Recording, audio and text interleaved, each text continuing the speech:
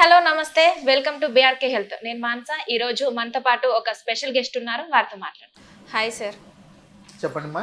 Sir, ఇప్పుడు చాలా మంది గ్యాస్ ట్రబుల్తో బాధపడుతూ ఉంటారు. అంటే మనం ఫుడ్ తిన్నప్పుడు సరిగ్గా నమలకుండా గ్యాస్ ఫామ్ అవుతుందా, అసలు ఎందుకు వస్తుంది గ్యాస్ ట్రబుల్ అనేది? గ్యాస్ ట్రబుల్ ఒక అబద్ధపు రోగం. దీన్ని ఒక పేరు పెట్టి దానికి ఒక చాలా రకాల సమస్యలను వాళ్ళే పెంచుకొని తర్వాత దాన్ని డిసీజ్ కింద మార్చుకుంటున్నారు. వాళ్ళ ఆహార విధానం, జీవన విధానం సరిగా లేకపోవడంతోనే గ్యాస్ ట్రబుల్ అనే సమస్య వస్తుంది.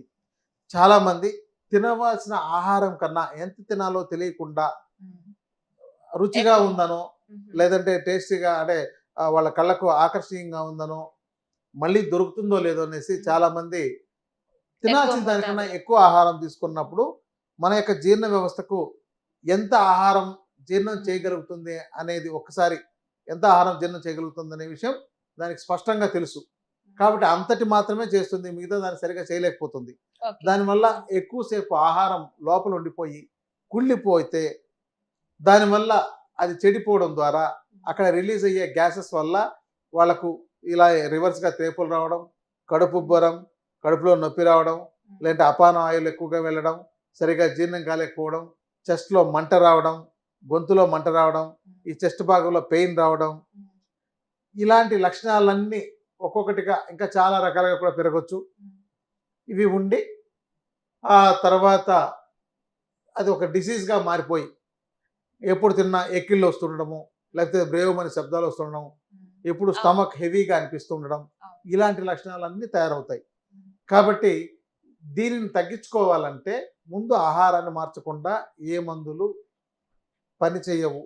పనిచేసే మందులు ఏమైనా ఉన్నాయంటే అవి తాత్కాలికంగా పనిచేస్తాయి, మీ రోగాన్ని పూర్తిగా లేకుండా చెయ్యవు.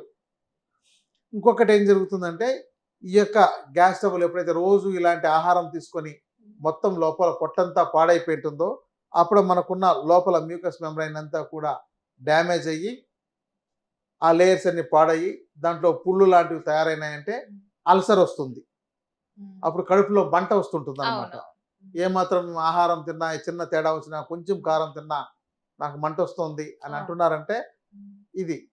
సో దీనికన్నిటికీ మన ఆహారం సమయానికి తినకపోవడం, ఆకలేస్తున్నా సరే ఆహారం తినకపోవడం, లేదా ఇంతకు ముందు తిన్నది జీర్ణం కాకపోయిపోయి మళ్ళీ ఆహారం తీసుకోవడం, ఎక్కువగా కారము మసాలాలు అతిగా తినడం, చెడిపోయిన పదార్థాలు తినడం. అంటే మన స్టోర్డ్ ప్యాకెట్ ఫుడ్ అంతా కూడా నిజంగా చెప్పాలంటే చెడిపోయిన పదార్థాలు.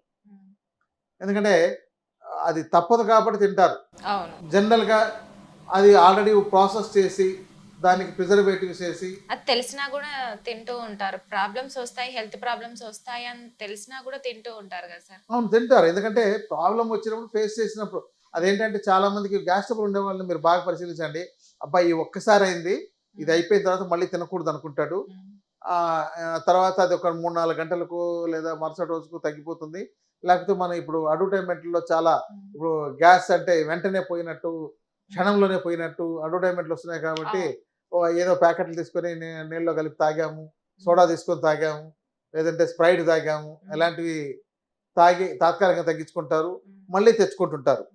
ఒక సందర్భంలో కొన్ని బ్యాక్టీరియాలు కూడా దాంతో అక్కడే ఉండిపోయి మన యొక్క లోపల ఒక గుడ్ బ్యాక్టీరియా ఉండాలి. ఆ గుడ్ బ్యాక్టీరియానంతా పాడు చేసేయడం వల్ల ఈ గ్యాస్ ట్రబుల్ అనేది మళ్ళీ రిపీట్గా పర్మనెంట్గా ఒక డిసీజ్గా తయారైపోతుంది. మనకు గ్యాస్ ట్రబుల్ రావడానికి మనకున్న గుడ్ బ్యాక్టీరియాని చెడగొట్టి బ్యాడ్ బ్యాక్టీరియాని డెవలప్ చేసుకోవడమే ఒక ప్రధానమైన కారణంగా సైంటిఫిక్గా మనం తీసుకుంటే చెప్పేది. ఎలాంటి రెమెడీస్ ఉన్నాయి సార్? ముందు మీరు ఆహార విధానం మార్చుకోవాలండి. చాలా సాఫ్ట్ ఫుడ్ ముందు ఒక విరేచనానికి వేసుకొని లోపల స్టమక్లో ఉండేవంతా క్లీన్ చేయించుకోవడం, తర్వాత సాఫ్ట్ ఫుడ్ తీసుకుంటూ ఉండడం. ముఖ్యంగా మనకు బెస్ట్ ఫుడ్ ఏంటంటే ఈ యొక్క గ్యాస్ ట్రబుల్ ఉండే వాళ్ళకి మంచి మజ్జిగ లాంటివి, బూడిద గుమ్మడి లాంటివి ఇలాంటివి తీసుకోవడం. ఇక జీలకర్ర, సోంపు, వాము, అల్లం ఇలాంటివి గ్యాస్ సమస్యను తగ్గించే ఉంటాయి. ఇంగువ, ఈ 5 యొక్క చూర్ణం తయారు చేసి కూడా తీసుకోవచ్చు. అంటే జీలకర్ర 100 గ్రాములు, సోంపు 100 గ్రాములు, జీలకర్ర 100 గ్రాములు, సోంపు 100 గ్రాములు, సొంటి ఒక 50 గ్రాములు, వాము ఒక 100 గ్రాములు, ఇంగువ ఒక 25 గ్రాములు తీసుకుని ఇంగువని కొంచెం నెయ్యిలో వేసి వేపుడు చేసి పొడి చేసుకోవాలి. శొంఠిని కూడా కొంచెం వేపుడు చేసి పొడి చేసుకోవాలి.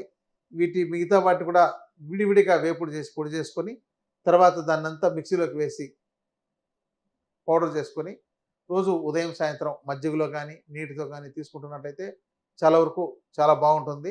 సైడ్ ఎఫెక్ట్స్ ఏముండయా సార్? ఇప్పుడు దీంతో ఈ రోజు మనం తీసుకునే ఆహార పదార్థమే కదా, దీంతో సైడ్ ఎఫెక్ట్ అయినా కూడా ఏముంటుంది? అంటే వాటర్ లో మనం శొంఠి ఇవన్నీ ఎక్కువ డైలీ అయితే మనం యూజ్ చేయము. సో డైలీ మనం తీసుకోవడం వల్ల ఏదో ఒక రకంగా మన బాడీలో చేంజెస్ అనేవి వస్తూ ఉంటాయి. సో దాని వల్ల ఏమైనా సైడ్ ఎఫెక్ట్? ఏమీ ఉండవు. ఇవి రోజు మన ఆహారంలో మీరు అల్లం, చాలా మంది ఆహారంలో అల్లం పేస్ట్, అల్లం వెల్లుల్లి పేస్ట్ వేస్తూ వాడుతుండేవాడు. ఉంటాం. అవును. అది లేకుండా అసలు వంటలే చేయట్లేదు కదా, మరి ఏం అవును. జరుగుతుంది? ఇంట్లో వండుకుంటుంటే ఏ ప్రాబ్లం రావట్లేదు. ఇక అవి చెడిపోయినవి అంటే కుళ్ళిపోయిన వాటిని చేస్తేనే సమస్య వస్తుంటున్నాయి. మీరు అల్లం అనేది ఒక యూనివర్సల్ మెడిసిన్ లాంటిది. ఓకే. మనకు అసలు ఆయుర్వేద శాస్త్రం ఏం చెప్తుందంటే, మీరు రోజు ఆహారం తినే ముందు, ప్రారంభించే ముందు ఇంత చిన్న అల్లం ముక్క ఉప్పులో ఇలా అద్ది బాగా నమిలి ఆ రసం మింగి తర్వాత ఆ పొట్టునంతా అంటే ఆ పీచునంతా ఉమ్మేసి తర్వాత ఆహారం తినమంటుంది. ఓకే. ముందు అసలు ఆ విధానం అది ఎవరు చేయట్లేదు, తినలేరు కూడా, అలవాటు ఉండదు. ఎందుకంటే ఈ చేదు కొంచెం వగరుగా ఉంటుంది, కారంగా ఉంటుంది అల్లం నమలాలంటే, కాబట్టి తినలేరు. ఓల్డెన్ డేస్లో అదే పని చేసేటోళ్ళు, అది ఒక అలవాటుగా మారిపోయేది. ఇప్పుడు లేవు. అందుకని కనీసం ఇలాంటి చూర్ణాన్నైనా సరే మజ్జిగతోనో నీళ్ళతోనో కలిపి తీసుకోవడం, లేదంటే వీటిని నోట్లో వేసి చప్పరించడం. ఇంకా దీంతో ఈ గుణం ఎక్కువ ఉంది అనిపించింది అనుకోండి, అంటే కారంగా అనిపిస్తుంది, చప్పరించడానికి టేస్టీగా అనిపించట్లేదంటే ఓ చక్కెరను పొడి చేసి దాంతో కలిపేసి అది ఒక 2 చెంచాలు చప్పరించడం ద్వారా చాలా బాగుంటుంది. ఓకే. అలా ఆహారం తీసుకోవడం, ఇది బేసిక్గా ఇది ఒకటి సరిపోతుందండి. ఇక మంట వస్తుంది అని అంటే వీళ్ళు మంచి ఆవు నెయ్యిని రోజు ఎంటీ స్టమక్లో 1 చెంచా తీసుకోవాలి. ఓకే. మంట వస్తుండే వాళ్ళకందరికీ అల్సర్ ఫామ్ అయ్యే అవకాశాలు ఉంటాయి కాబట్టి. ఇక ఇతర టెస్టులు ఏమైనా చేసుకోవాలంటే, ఇవి చేసినా కూడా తగ్గట్లేదంటే ఇతర టెస్టులు చేసుకొని ఆయుర్వేద వైద్యుల పర్యవేక్షణలో మంచి మందులు వాడుకోవచ్చు. ఇంకొకటి ఏంటంటే ఆయుర్వేద శాస్త్రంలో ఈ యొక్క గట్ హెల్త్ని కాపాడడానికి అద్భుతమైన ఔషధాలు ఉన్నాయండి. అది ఎలాంటి ప్రాబ్లం అయినా కూడా తగ్గించగలిగే అమోఘమైన ఉన్నాయి. కానీ దాన్ని వైద్యుల పర్యవేక్షణలో తీసుకోవాలి, అలా చెప్పడం కాదు. నొప్పి వచ్చినా తగ్గించగలిగేవి, మంట వచ్చినా తగ్గించగలిగేవి, అండ్ కడుపు ఉబ్బరం ఉన్న ఇక ఇతర ఇబ్బందులు ఏవైనా ఉన్నా కూడా అజీర్ణం, సక్రమంగా జీర్ణం కాలేకపోవడం, అగ్నిమాంద్యం, అసలు ఆకలే కలగకపోవడం, ఇలాంటివి ఏ లక్షణాలు ఉన్నా కూడా వాటిని తగ్గించగలిగేవి అమోఘమైన ఔషధాలు కొన్ని వందల వేల రకాలు ఉన్నాయి. చెప్పాలంటే ఆయుర్వేద శాస్త్రం అంత విపులంగా చెప్పింది. మనకు సాక్షాత్తు భగవంతుడు దేవుడు లాంటి వాళ్ళే మనకు అందించిన శాస్త్రాలు. ఇదేదో ఈరోజు నేను చేశాను, పరిశోధన చేశాను, నేను కనుక్కున్నాను అని చెప్పేవి కావు. వాళ్ళు మొదటే కొన్ని వేల మంది మీద ప్రయోగాలు చేసి చూసారా, లేకపోతే వాళ్ళు సాక్షాత్తు ఈ ప్రాబ్లమ్స్ ఎలా వస్తాయి అనేసి వాళ్ళ యొక్క విజ్ఞానంతో కనుక్కున్నారని కాదు, కానీ చాలా అద్భుతంగా వివరించారు. అసలు దైవంగా అందించిన శాస్త్రం ఆయుర్వేద శాస్త్రం. ఓకే. ఇప్పుడుండే మెడికల్ అన్నీ కూడా వీళ్ళకి వాళ్ళు ఎవరో కొత్త కొత్త సైంటిస్టులు డెవలప్ అయ్యి రాసిండేవాళ్ళు. అది సైన్స్ రాసినది, ఇది సైంటిస్టులు రాసిండేది. కాబట్టి సైన్స్ చెప్పినదే, ఒక సైన్స్ తర్వాత మనకు ఉండేది ఒక సైన్స్ చెప్పే విజ్ఞానాన్ని మనం ఆచరించాలి. కాబట్టి అలాంటి శాస్త్రంలో ఎక్కడ పొరపాటు ఉండదు. దాన్ని ఇవ్వడంలో శాస్త్రం తప్పు కాదు, కానీ దాన్ని ఇచ్చేవాళ్ళు, తయారు చేసిన వాళ్ళు, దానికి వాడిన మెటీరియల్ ప్రాపర్ క్వాలిటీ లేకపోయినప్పుడు ఏమైనా సమస్య రావచ్చేమో, కానీ మీకు ఈ ఒక్కటే అద్భుతంగా పనిచేయగలుగుతాయి. ఇంకా దీంతో అడ్వాన్స్డ్ మెడిసిన్స్ని వైద్య పర్యవేక్షణలో తీసుకోవచ్చండి. ఇక ఆహారం, జీవన విధానాన్ని మార్చుకోగలిగితే అసలు ఈ సమస్య లేకుండా రాకుండా కాపాడుకోవచ్చు. ఇదండి.